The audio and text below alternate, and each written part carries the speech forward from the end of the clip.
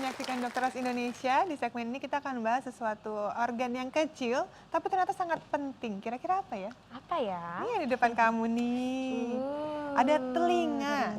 Tapi kali ini kita akan membicarakan tentang salah satu problema yang mungkin Anda sering alami juga, yaitu telinganya gatal kemudian berair. Nah, ada yang pernah ngalamin nggak? Ada nggak?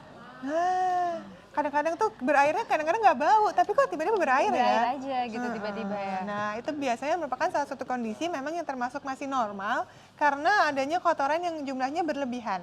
Sebenarnya kalau kotoran telinga, kamu pernah kebayang nggak sih, kok bisa ada kotoran telinga di dalam telinga gitu? Sebenarnya kenapa ya? Apa ada bakterinya atau gimana? Aku juga nggak tahu. Tapi suka ganggu ya. Ganggu ya? Kotoran, Nah, biasanya kadang-kadang karena kita terlalu banyak berlebihan, makanya akhirnya gatal-gatal, makanya pengen dibersihin gitu Iya, kan? terus aku suka pakai cotton bud tuh katanya salah. Gimana tuh dok? Ini dia, kalau biasanya kita ada rasa gatal di telinga ya, sebenarnya kalau secara alami, memang kotoran telinga itu kan produksi dari minyak sebenarnya.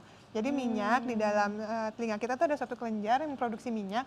Fungsinya adalah untuk menghalau debu. Karena kan telinga kita ini kan terbuka. Iya, Jadi iya, debu bisa masuk, ya benda-benda asing bisa masuk. Bahkan dia akan mengeluarkan bau tersendiri sehingga serangga tuh jadi nggak mau masuk. Oke. Jadi karena ada baunya itu, jadi serangga jadi mikir-mikir lagi mau masuk mau ke enggak? Karena kalau kita bisa lihat telinga kecil nih di luar nih cuma seperti ini ya, simpel ya. Iya. Di dalamnya, wah Wah, ini bisa banyak mengatur banget keseimbangan, bisa buat pendengaran, Oke. banyak saraf juga di sana. Nah ini Waduh. luar biasa pentingnya loh Kecil organ tapi ini. kecil-kecil cabai rawit gitu. Makanya, kecil-kecil cabai rawit. Nah kalau misalnya dia sedikit saja ya, jadi itu nggak masalah. Tapi kalau produksinya berlebihan, bisa saja ada pencetusnya. Salah satunya karena terlalu sering menggunakan ini. Oh, Ini yang kamu gunakan, kamu kalau bersihin gimana biasanya? Bersihin biasanya ini. bersihin ya masuk terus masuk ke dalam. Coba-coba nih dipraktekin di ke sini ini. ya. Nah. Gimana? Ya, Gitu, nggak apa-apa.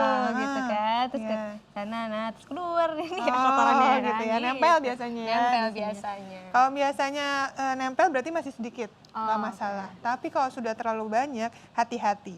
Kalau kita tanpa kita sadari di dalam telinga kita sampai mengganggu, hati-hati kotorannya mungkin yang keluar hanya satu sekecil ini ya. Nih. Tapi di dalamnya ternyata masih banyak yang besar.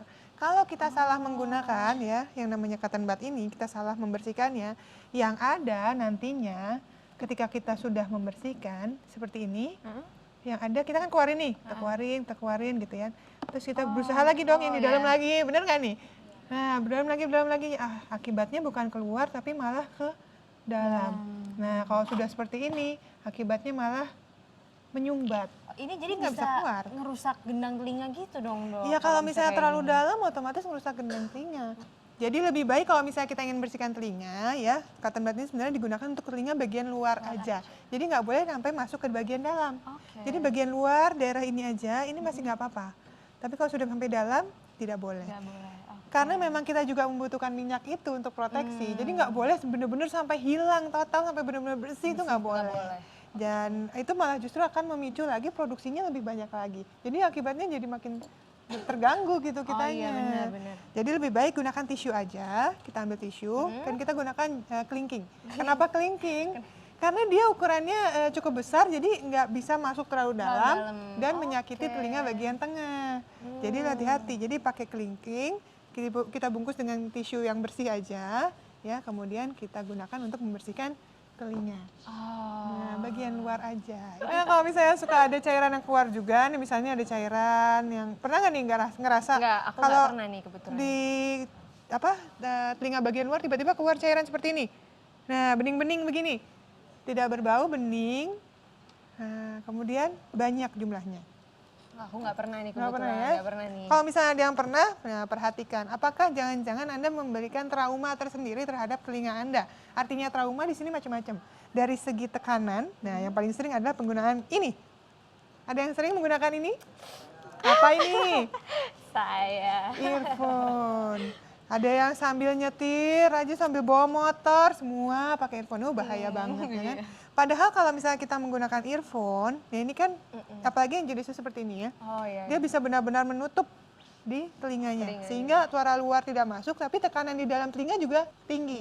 Nah, itulah yang bisa menyebabkan timbulnya gangguan atau trauma pada telinga. Ada yang namanya, dan ini adalah namanya barotrauma. Jadi trauma karena tekanan. Nah, ini biasanya dialami oleh orang-orang juga yang sering menggunakan ini, alat bantu dengar.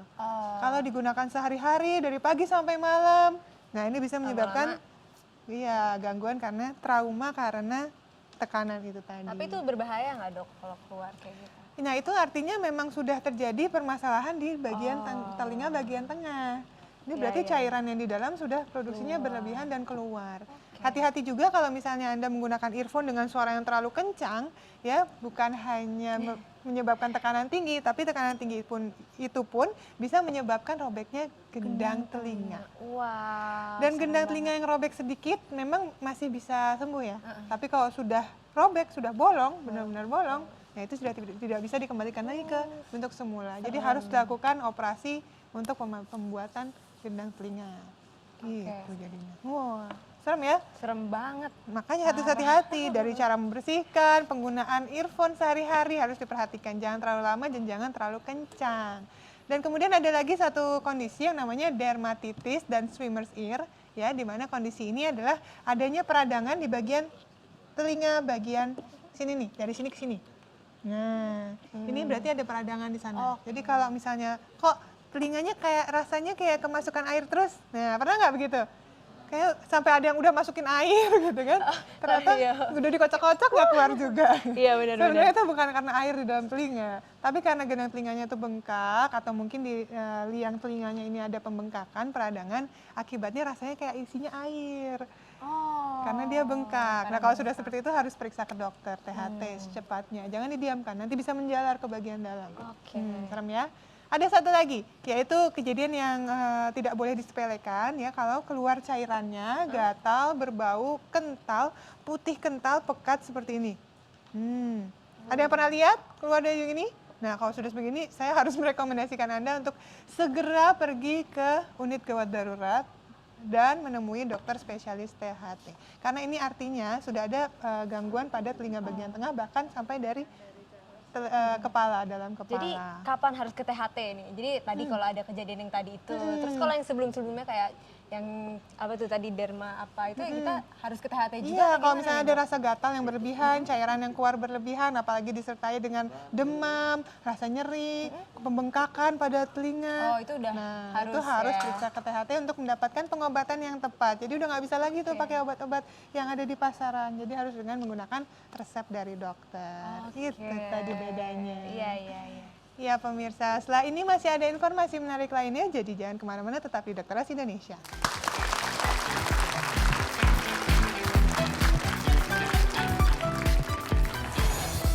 Wasir bisa sangat mengganggu jika dibiarkan terlalu lama. Temukan solusi alaminya di Tips Dr. Oz Indonesia. Kita ingin memanfaatkan bawang putih ini dengan cara yang lebih aman, jadi bukan langsung dimasukkan utuh-utuh begini, caranya